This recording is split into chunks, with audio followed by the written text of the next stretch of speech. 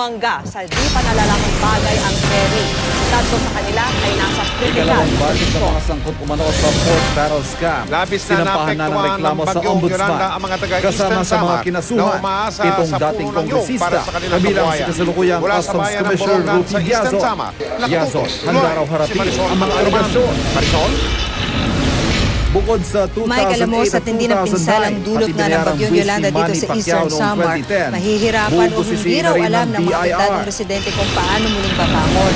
Kahit Sa tuloy-tuloy gitna ng pa raw ang kontrobersya sinasagawang sa pamilya clearing Pacquiao, operations, ayon mismo sa Mami mga D, otoridad dito, hindi matatagalan pa nagpapigil raw sa ang kanyang pagsasaayos house sa mga blessing at apektadong lugar. party. Pilit isinasalba ng Taas magkakopra presyo nito sa sa barangay LPG, Batang Hernani, aabot Eastern sa Samar, 13 ang piso mga kada nyog na kilo nabagsak o mahigit mula sa mga 100 binagyong at puno. 40 Ito lang piso daw kasi kada ang tangke. inaasahan ng kanyang pamilya. Kabuhayan na sa isang iglap, inasak ng Miss bagyong World Yolanda. 2013, Wala na Megan talaga. Yap. Kulang na yan Mainit sa na pambili tinanggap ng sa bigas. kanyang pagbisita sa mga Dati raw sinalanta malilim ng ang bagyo lugar na ito sa sa Leyte dami at ng puno Samar. ng nyog na nakatanim dito. Pero matapos ang bagyo, Exclusive. tagos ang College sikat student ng araw biktima dahil ng wala na identity halos theft natira. matapos i-post Sa ang kanyang bahagi driver's ng license sa mahigit Facebook. 100 puno ID ng niya, nyog ang nabuhay. ginamit ng Ang iba masaklap, sa illegal na pati mga 3 transaksyon. taong gulang pa lang ng mga puno na sila rin. Pagkilala kay Andres Bonifacio bilang pambansang bayani kapalitigan Wala Jose na Rizal, ang kabuhayan, wala pang isinusulong sa tirahan ang kamara. mga sinalantang ni Konseho ng Yolanda. Maynila, Kaya minamadali nais ng namang mga bankhouse padeklarang na siyang unang magsisilbing Pangulo ng pansamantalang Pilipinas si tirahan ng mga Bonifacio. binagyo. Kasya sa temporary shelter na ito ang Award-winning director na si 25 Ang pamilya Lee, na titira bumisita sa sa bawat bansa. kwarto. May payo sa mga gustong sumabak sa paggawa ng pelikula. Gawa ito sa komputador na galing sa Rocco mga nakuha Nasino, na puno. muntik na Sliding raw hindi malunod at sa yero shooting ng ang bubong. pelikulang Meron Pedro ding CR. Calungsod. Masaya ako dahil nagkakaroon kami ng tirahan. Pero At Alden kinontra ito Richards, ng ilang mayor. kinabahan sa Dalawang pagsasama bangkay nila naman sa ang pelikula nakita ni kanina sa Robin kasagsagan ng Padilla. clearance operation sa barangay Batang kung saan 12 na ang kumpirmadong patay at 1 pa ang nawawala. Personal naman ginamit ng Eastern Samar Representative Tony Barbono ang balita sa kanyang mga kababayan sa isang pulang kanina. President approved the quick rehabilitation and reconstruction program. Magandang gabi Luzon, magandang gabi Visayas, magandang gabi Mindanao. 34 na tao ang naharap ngayon sa mga reklamong Samantala, wala pa rin kuryente sa buong Eastern Samar, gayon din sa iba pang bayan sa Samar. Pero bumabalik na sa normal ang pamumuhay sa Borongan City. May mga nabukas ng establishmento. Problema pa rin ang komunikasyon sa lugar. Kaya karamihan sa mga taga-Borongan at ilang palapit na bayan nagsasadya pa sa lugar malapit sa simbahan kung saan paminsan-minsan nagkakasignal.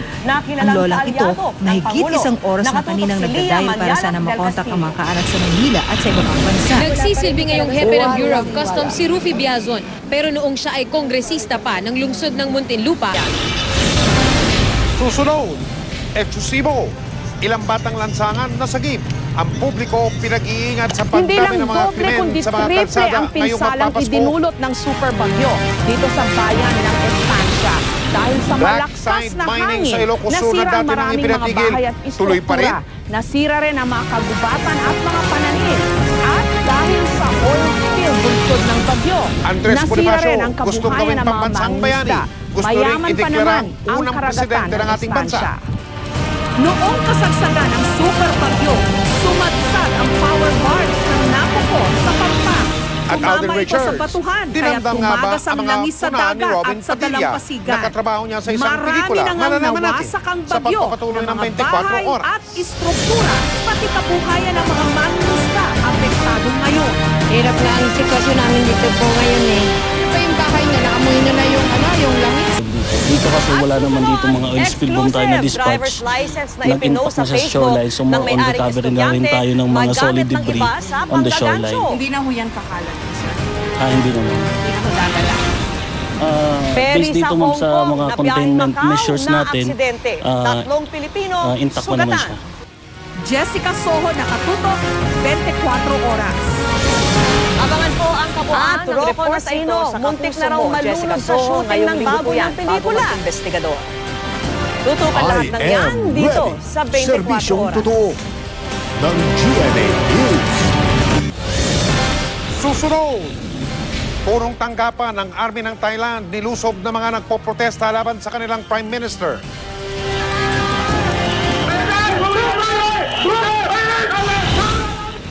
Pabor ba kayong ideklarang pambansang bayani at unang Pangulo ng Pilipinas, Sigat Andres Bonifacio? Walang patid ang pagtutok natin sa mga balita dito sa 24 oras. Up next, tunghayan ang makulay na Thanksgiving Day Parade sa New York.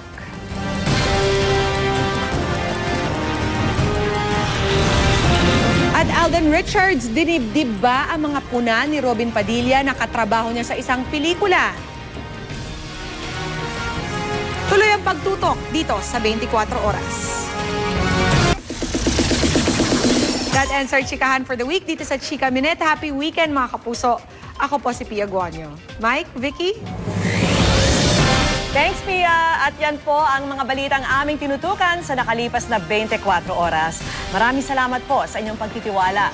26 na araw na lang po at Pasko na. Mula sa Tahanan ng Katotohanan sa ngalan ni Mel Tiangco, ako po si Vicky Morales. Ako po si Mike Enriquez. Ito ang GMA. Walang kinikilingan, walang pinoprotekta. Walang kasinungalingan serbisyong totoo po lamang at dahil hindi natutulog ang balita. Nakatutok kami 24 oras.